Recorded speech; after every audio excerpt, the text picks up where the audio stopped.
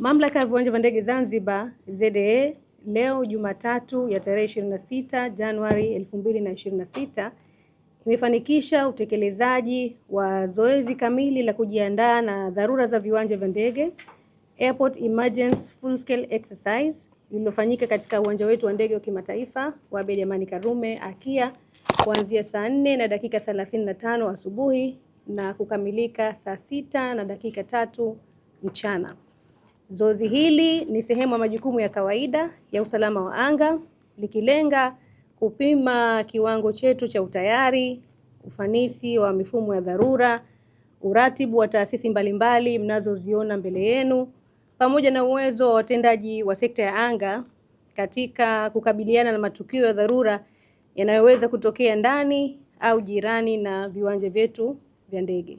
Serikali ya Mapinduzi ya Zanzibar ya awamu ya 8 chini ya uongozi wa rais wetu mpendwa, Rais wa Zanzibar na mwenyekiti wa Baraza la Mapinduzi, Daktari Hussein Ali Mwinyi, imeendelea kuchukua hatua madhubuti za kuimarisha sekta ya anga kwa kuhakikisha uboreshaji wa miundombinu ya viwanja vya ndege, uimarishaji wa mifumo ya usalama na ulinzi wa anga, upatikanaji wa vifaa vya kisasa vya zimamoto na uokoaji, mafunzo endelevu kwa watumishi wa sekta ya anga, utoaji wa huduma bora, salama na zenye viwango vya kimataifa kwa abiria na wadau.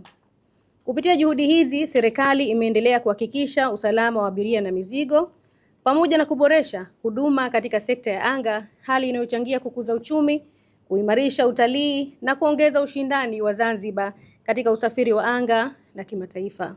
Hivi karibuni sote tulisikia kwenye vyombo vya habari matukio kama haya, kuanguka kwa ndege. Tumesikia India jinsi gani na watu kiasi gani walipoteza maisha. Lakini si hayo tu, yanatokea katika maeneo mbalimbali. Kwa hiyo na sisi Zanzibar kama sehemu ya anga hatuwezi kusema kwamba sisi ndio tuko salama. Kwa hiyo kufanyika kwa mazoezi haya kunapima utayari wa wadau wote waliopo, tukiwemo hata sisi waandishi wa habari. Ninaamini leo tuliposikia ambalesi zile zilizokuwa zikilia zimetupa home.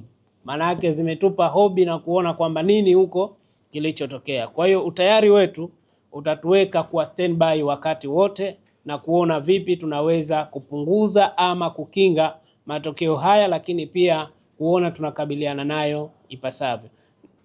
Tunawashukuru wadau wetu wote walioshiriki katika zoezi hili kwa umahiri mkubwa walioonyesha katika kukabiliana na zoezi lililofanyika. Tunashukuru sana waangalizi wetu kutoka Mamlaka ya Anga Tanzania TCAA, na tunachukua fursa hii kuhakikishia wananchi, wasafiri na wadau wote wa viwanja vya ndege vya kimataifa, uwanja wetu wa ndege wa AKIA, uwanja wetu wa ndege wa Nungwi na uwanja wetu wa ndege wa Pemba kuwa ni salama na viwanja vyetu vinaendeshwa kwa kuzingatia kikamilifu taratibu, miongozo na viwango vinavyotambuliwa kimataifa na kitaifa. Asanteni sana kwa kutusikiliza.